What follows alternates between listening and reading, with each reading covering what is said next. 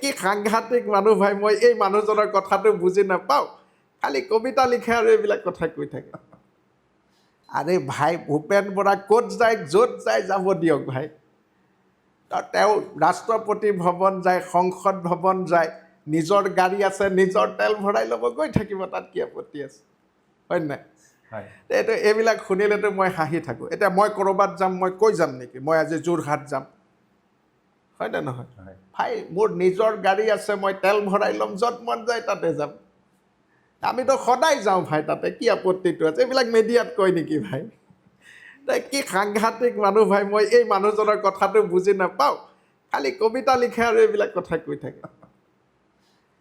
তো আজি তেখেতে জনতা ভৱনৰ পৰা বিধানসভালৈকে যায়, ৰাজীৱ ভৱনৰ পৰা জনতা ভৱনত যায়, য'ত যায় ভাই তোমাৰ কথা, তোমাকতো কোনে সোধা নাই ন? তেওঁ চুঙাকেইটাৰ আগত আহিলে এইবিলাক কথা কৈ থাকে, এইবিলাক ক'ব দিয়ক ভাই, একো আপত্তি নাই।